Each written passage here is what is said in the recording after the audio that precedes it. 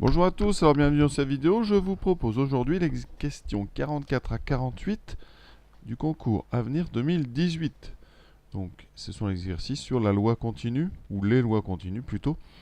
Donc ici on va considérer donc une variable aléatoire grand X dont le support est l'intervalle 1, 4 et qui a pour densité donc une fonction qu'on vous définit par alpha sur X. Voilà, donc on a bien le domaine 1, 4. La fonction donc alpha sur x, et alpha c'est un réel strictement positif. Voilà tout ce qu'on sait, et on vous pose 4 questions, enfin on vous fait 4 affirmations, il faut choisir à chaque fois laquelle des 4, laquelle parmi A, B, C, D est bonne. Donc première question, on va parler d'espérance. Alors c'est étonnant parce que l'espérance c'est souvent plus difficile à calculer que des probabilités. Alors dans ce cas précis, c'est beaucoup plus simple. Alors je vais vous rappeler quand même les deux formules importantes dans ce genre d'exercice. Première chose, c'est comment est-ce qu'on calcule une probabilité quand on a donc une loi continue. Alors, il faut avoir une fonction de densité, ici f de x, sur un support, ici je vais prendre AB, on va prendre le cas général, et je veux calculer la probabilité que notre variable aléatoire grand X soit entre C et D. D'accord? Eh bien, je vais supposer évidemment que CD est un intervalle entièrement à l'intérieur de AB. Et à cette condition, c'est très simple, la formule est simple, la probabilité d'être entre C et D, c'est l'intégrale entre C et D, donc de f de x dx. Donc c'est juste un calcul d'intégrale. À savoir qu'il y a une règle vraiment auquel vous n'échapperez pas. Il faut que l'intégrale sur le support, donc ici AB, de la fonction f de x, donc ici dx, il faut que cette intégrale vaille absolument 1 pour qu'on ait, évidemment, c'est les 100% quand on a des calculs de probabilité. Donc ça, c'est la première chose à savoir. La deuxième, c'est la formule de l'espérance. L'espérance, elle est notée, donc grand E, ici, de x, ça sera l'intégrale sur le support, donc ici sur AB, de x fois f de x. Il faut multiplier par x. D'accord? Alors je ne vais pas refaire vraiment le cours ici. Il faut admettre ces formules. Alors pourquoi c'est pratique ici pour cette première question qu'on va faire? Parce que dans le calcul de l'espérance, on multiplie la fonction de densité par x. Donc ça va rendre le calcul très simple. Regardons-le. Dans notre cas, A, B vaut 1, 4. C'est le support 1, 4. Donc l'espérance sera l'intégrale de 1 à 4 de x f de x dx, c'est-à-dire, si on remplace, x multiplié par alpha sur x. Et c'est ce que je vous disais, c'est très pratique ici, c'est pour ça qu'on va commencer par cette intégrale, parce qu'elle est facile.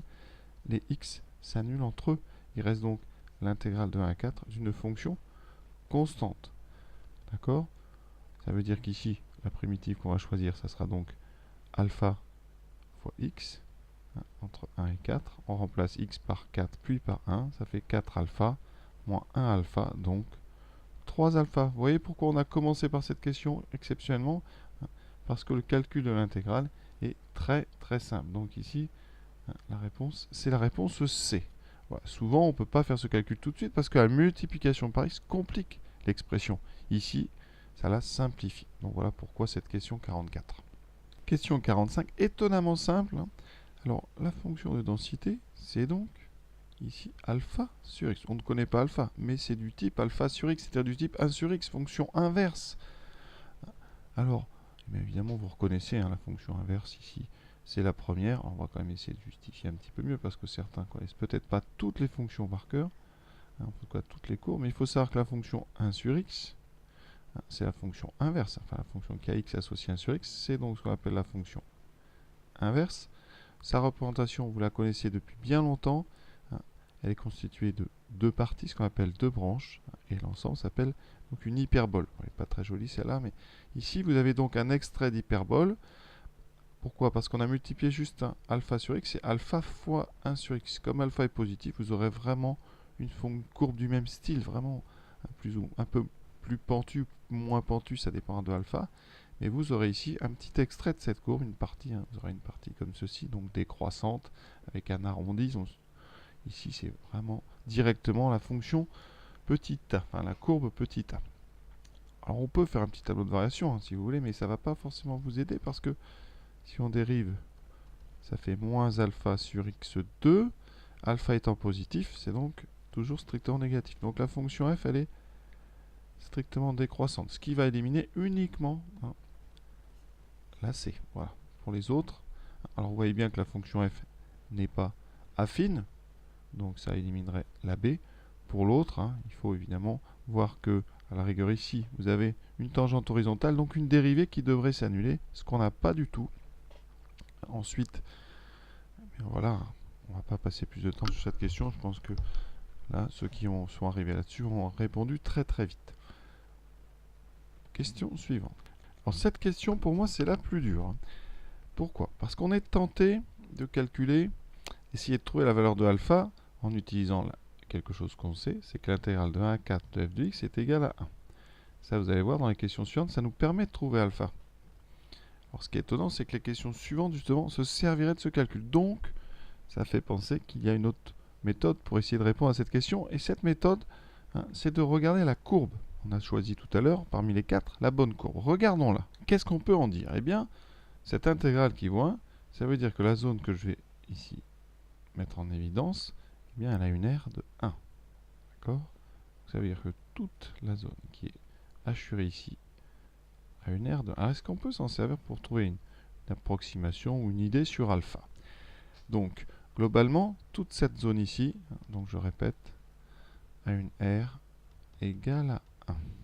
Comment évaluer cette aire? Alors, ce qu'on peut dire déjà, mais est-ce que vraiment dans un concours on n'aurait pas fait parce que c'est quand même une question qui me paraît très difficile.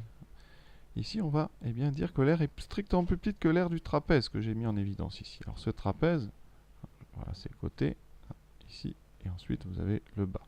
Donc, ici, vous avez la grande base, la petite base, la hauteur. L'aire d'un trapèze, donc ici, je vais mettre l'aire du trapèze. C'est donc grande base plus petite base fois donc la hauteur divisée par 2. Grande base, ici, vous voyez, c'est alpha. Petite base, alpha sur 4. Fois la hauteur qui vaut ici de 1 à 4, donc 3 sur 2. On a donc alpha plus alpha sur 4, ça fait 5 alpha sur 4, et on aura fois 3 demi, ce qui fait 15 alpha sur 8. Donc ça, c'est l'aire du trapèze. On a dit l'aire du trapèze est plus grande que notre aire. Donc ça veut dire qu'ici, ça, c'est forcément strictement plus grand que 1. Donc ici, si vous passez le 15 et le 8 de l'autre côté, alpha est strictement plus petit que 8 sur 15. Ce qui élimine la réponse D. Certains se demandaient peut-être d'où venaient ce 15 et ce 8. Voilà d'où ils viennent. Maintenant, on peut regarder aussi une zone qui serait plus petite que notre aire verte. Alors, il n'y en a pas grand. C'est pas facile, il n'y en a qu'une seule. C'est ici, si vraiment on fait rapide, c'est ce petit rectangle ici. Ce petit rectangle, il a une aire qui est plus petite que l'aire verte. Donc son aire est inférieure à 1, strictement. Donc l'aire du petit rectangle, appelé comme ça, c'est quoi? C'est donc en hauteur alpha sur 4, multiplié par donc la largeur, h qui vaut 3. Donc c'est 3 alpha sur 4. Et 3 alpha sur 4, c'est donc plus petit que 1. Et si vous faites passer le 3 et le 4 par des divisions, alpha devient donc plus petit, enfin 3 alpha devient plus petit que 4.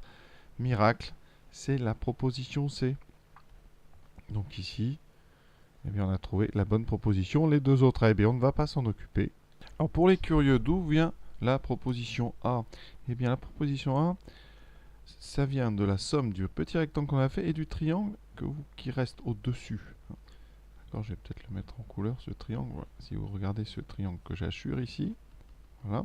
Quelle est son aire? L'aire du triangle, ici, ça sera donc la base qui est là, donc alpha moins alpha sur 4,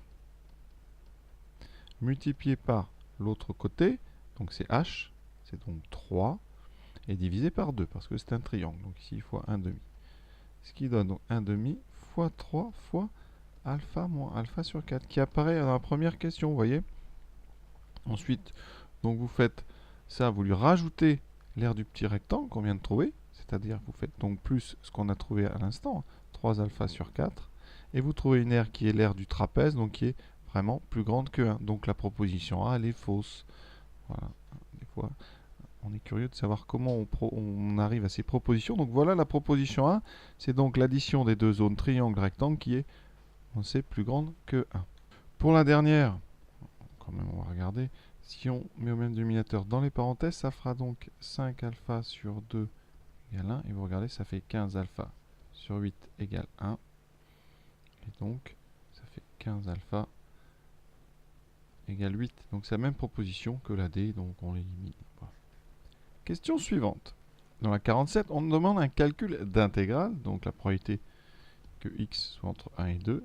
C'est donc, d'après le cours, l'intégrale de 1 à 2 de la fonction de densité, donc alpha sur x. On n'a pas alpha, toujours pas, donc on va faire 100. Donc ici, il faut une primitive de alpha sur x.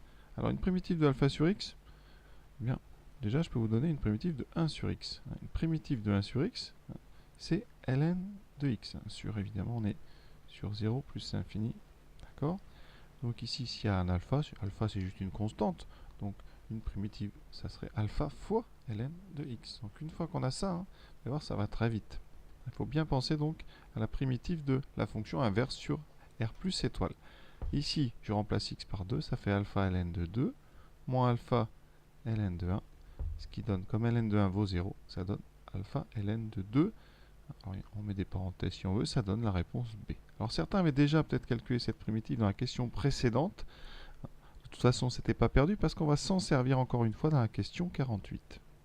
Dans cette question, on vous demande la valeur exacte de alpha. Donc, on va repartir sur quelque chose qui est important, c'est que l'intégrale de 1 à 4 de f de x dx doit être égale à 1. D'accord?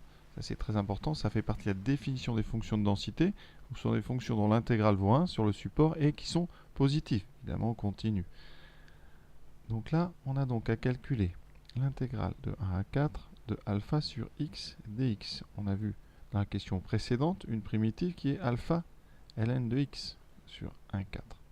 Donc ça donne alpha ln de 4 moins alpha ln de 1. ln de 1 vaut 0. Il nous reste que alpha ln de 4. Donc conclusion, alpha ln de 4 vaut 1. Alors on n'a pas de ça dans nos propositions. Mais par contre, vous savez que ln de a puissance n, si a est positif strictement et n un entier, ça c'est n ln de a. D'accord? On prend n appartenant à n et a strictement positif. Ici, eh bien, on va le faire parce que 4, c'est 2 au carré. D'accord? Et donc on peut sortir le carré. Ça fera donc 2 ln de 2 avec un alpha. Alors quand on a des lettres comme ça, on les met entre les deux. 2 alpha ln de 2 égale à 1. Et par conséquent, alpha, c'est 1 sur 2 ln de 2. On a de la chance, c'est la proposition D. Voilà. On a terminé avec ces lois continues. Donc bilan, on a des questions, on va dire, assez simples. À partir du moment où vous avez bien trouvé la primitive, en tout cas les 47 et 48 sont très rapides. Question difficile, je dirais la 46 avec l'histoire des airs. Là, ça c'est quand même très ambitieux dans un sujet comme ça, mais bon. J'espère que vous avez bien compris tout ça. De toute façon, ça vous resservira dans des exercices. Ça permet de rappeler la définition d'une fonction de densité, comment on s'en sert, l'intégrale, l'espérance, voilà. J'espère avoir été clair. À très bientôt.